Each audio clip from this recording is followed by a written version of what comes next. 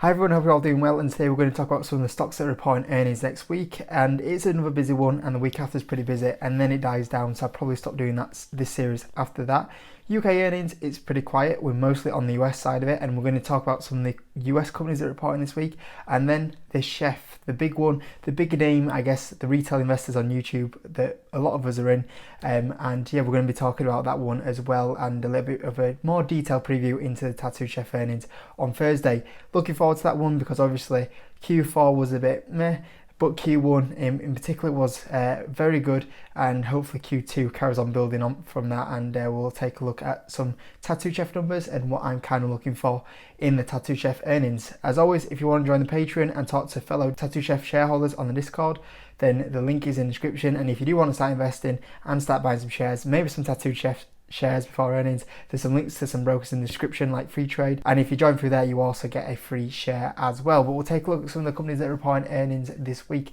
So on the Monday, not really on the open, not really any companies I'm invested in, but someone that I do want to kind of keep an eye on, the trade desk, Workhorse. I just like to keep a track of on Workhorse just because unfortunately it does make me laugh a little bit when they report earnings. It shouldn't do, sounds very harsh, but yeah, it's been a painful 2021 for Workhorse, and yeah, there's a lot going wrong at that company, and maybe this is the point where they can finally turn it around, but yeah, it's been a rough time for them, so we'll see what happens there, and yeah, it's definitely not great over there. Tyson Foods is always kind of interesting, Berkshire Hathaway as well. Purple's actually one that I looked into, but they're still a little bit overvalued for me a while ago, but I'll check on how they're doing. After close on Monday, AMC, obviously the Reddit stock, I guess, very much like the GameStop situation, but yeah, I'll probably see what goes on, but it's nothing that I'll probably ever buy. So yeah. Smile Direct Club, that's actually one that is very interesting to me. This is a company I've been doing a lot of research on at the moment. I do kind of want to buy it, but the problem is that I need to see financials getting better here. You look at companies like that are in this kind of health sort of industry, like InMode, like Align Technology. Them companies have started to show good signs of recovery in this sort of industry. Smile Direct Club still doesn't have the signs of life at the moment, and if you go back to when it came onto the stock market, this was a company that was growing like 60% revenue, and at the moment they can't even get into double digit range. So I want to see them kind of get back to some decent growth, and then it could see me take a punt on this one because it's massively sold off at the moment. So yeah, that's one that I'm definitely going to be checking out their earnings, because everything that I liked previously to this company was very strong, but it just needs to show that it can get back to some financial growth, I guess. Obviously, the first company that I own that's reporting earnings this week, which is Callaway Golf, I'm sure they're going to smash it. They're yeah, I mean, Callaway, the golf numbers should be okay, and then obviously you got the Top Golf numbers as well, so it'll be exciting to hear more about Top Golf and how that's all going. If this was to have a bit of a share price dip, which with how stocks have been going at the moment after earnings could happen, good or bad earnings, then that would be one that I wouldn't mind picking a few shares on, because I'm a big fan of it, and yeah, if I could buy a few shares, I'd take it. Tuesday, there's not really anything on the Tuesday morning that I'm too bothered about. After the close, Fubo, I guess, I'll probably take a look at them. Coinbase, Upstart, Unity. I know if you guys play Unity, and yeah, I looked at Poshmark a while ago. That one was a valuation that was a little too high, so maybe I'll take a look at them, but I probably won't buy. Wednesday, we've got Wendy's, Wix, Helion. Don't know if any of you guys are still in Helion, and yeah, that's pretty much on the Wednesday side of it. Wednesday after close, Neo. I know a lot of you guys are still playing Neo as an EV play, so that will matter a lot to you. Clover, Open Door, they've had a massive pullback recently as well.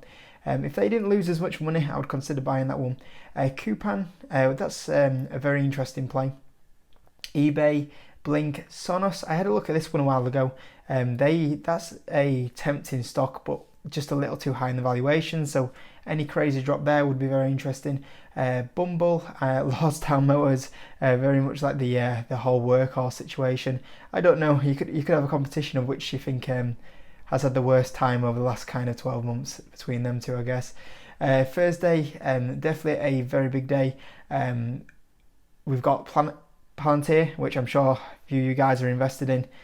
Probably the next kind of I'd say that Tattoo Chef is probably the peak retail investor stock, especially on the YouTube scene. And I'd say just behind it is Palantir. Personally, one that I don't own. And even if it had a massive drop on earnings, I don't know if I could see myself buying it. Just the valuation is just way too high for me to justify buying that one. By Doom and Grow Generation. I know if you guys are playing this one. I've been got a lot of messages on that one. Celsius, like Celsius, once again though, the valuation is just so high on that one.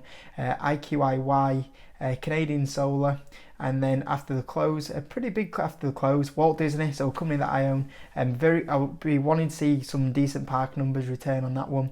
Wish, I took a look at these guys and yeah, just decided I couldn't buy them just because I thought the product is awful. Like, I just can't understand the amount of complaints these guys have, and the reviews are awful. It's just like, who's actually going to keep ordering from Wish, because you just get a bad experience every time, and I just thought I just can't buy it because I don't like the company. But massively sold off. Don't know if any of you guys are playing that one. Airbnb, I like Airbnb. I'm sure they'll start to actually post some decent recovery numbers as well. Valuation, once again, just a bit too much for me on that one, but definitely one that I'd like to own at the right valuation.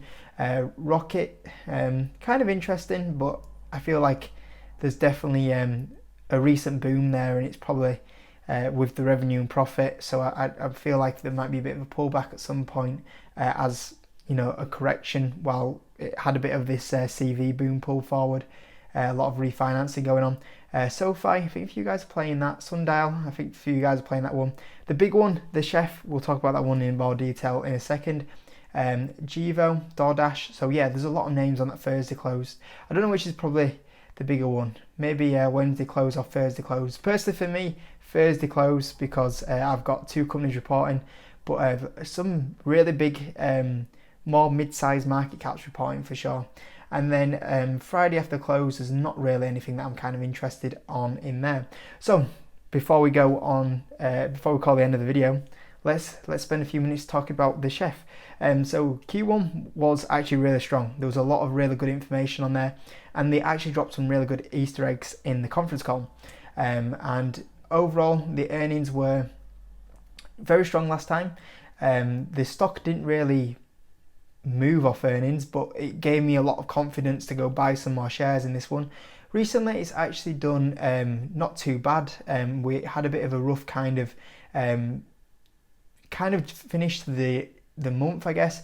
But the last kind of week, I don't want to jinx it too much. We've kind of had a bit of a bump up, back up to the $20 range, and yeah, we'll see how that plays out going into earnings. Going into the earnings, there's only two estimates on Tattoo Chef, which is an EPS of negative 0.01, which both analysts have gone for. I personally think that is just a number they've just thrown out. I think nobody can really predict where EPS is going to come in at, mainly because there has been such a ramp up of inventory, and also they've acquired the factories, of course, and how much money has needed to be put into that. So for me, EPS could be anything. For me personally, I expect it to be a lot more negative than this. I don't expect it to be 0.01. I expect it to be a little bit more than this. I would expect somewhere between 0.1 to 0.2. So I think they will lose a bit more money than what analysts are predicting. And I think, in fact, if I go on to what they did last time, they actually came in at a gap EPS of 0.10. So yeah, for me, I think they will lose more than this. So I think analysts have just gone 0.01 just because they don't know, and they just kind of put a guess out there. So yeah, I won't worry about that too much. Like many of these early stage growth companies, we're more looking for the revenue than the actual EPS. We'll worry about EPS a bit more 2-3 years down the line when we've scaled up. The big thing at the moment is scaling, and that. To scale, you will need to put money in it. So yeah, we won't worry about that at all. Big one for me is the revenue. We want to see really good revenue growth. At the moment, if we look, that we're expecting either a low estimate of 52 million, an average estimate of 54 million, and a high estimate of 56 million. And same again, that's off two analysts. Now, if we actually go off to the last earnings, which was 52 million, which was the last quarter, that is actually the low estimate, so we do want to see it higher than 52 million, and analysts are the same. They're kind of expecting more than 52 million. Obviously, the average is 54 million. I'll be honest, I even expect probably more than 54 million, and even 56 million. I would expect Tattoo Chef to probably come in really high 50s at least. So I would be looking more towards 58 million. Potentially, if we can touch the 60 million, that would be amazing. So yeah, I mean, last time I think there was a big beat last time on the actual revenue front. So yeah, they beat by 6 million last time. So last time we came in, we expected to be more around the 46 million range, and they beat by 6 million. So yeah, if we beat by 6 million again, that'd actually put us towards 60 million-ish. So yeah, that's where I potentially, I would at least expect high 50 million growth, to be honest with you. And also the reason why is because, you know, there might be a lot of factors that come into it, but the big thing that we got in the conference call last time, and this is the transcript from the actual conference call, is Sam Gletty went on to say, we continue to successfully execute on our growth strategy to grow the Tattoo Chef brand in the categories in which we compete.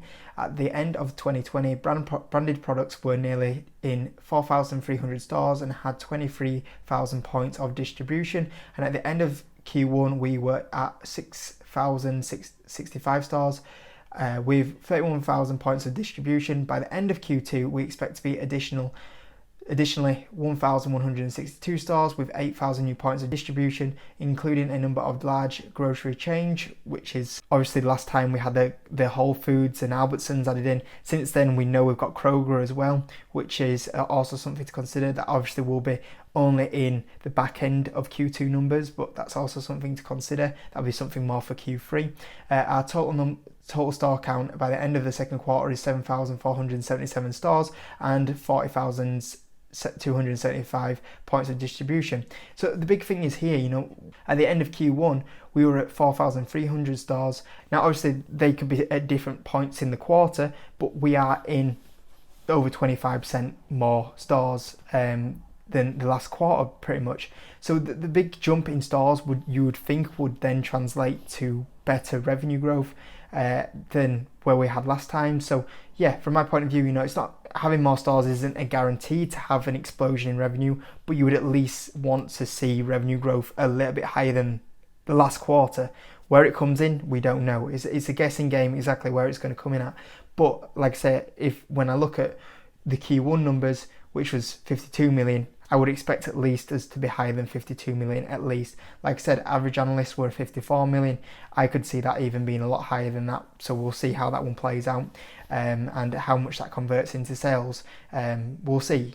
Earnings is a guessing game, but that's kind of where I'm predicting. So yeah, we'll see what exactly happens with Tattoo Chef. I'm looking forward to it. It'd be good to hear a bit more of an update how the company's going. Obviously, there's been a lot of SKUs announced as well. If there's that many SKUs that's been announced, it's actually a nightmare to keep up with it. I can't even keep up with the amount of I've thought about making a video on all the SKUs that come out, and I went, I've lost track. So we'll see how that all plays out. But yeah, it'll be good to get a little bit of an update, and I'm excited, you know, because I think the last earnings call was a very good one. So and it'll be good just to get an update with all these new stores where we stand. You know, we could even, in my opinion, you know, there's a chance we even see my revenue forecast getting blown out of the water. We'll see how it's all going. But yeah, I hope that was useful. Hope that kind of gave you a little bit of insight ready for next week in Tattoo Chef's earnings. So yeah, if you could hit the like button, that would be amazing. Subscribe, and I'll see you next video.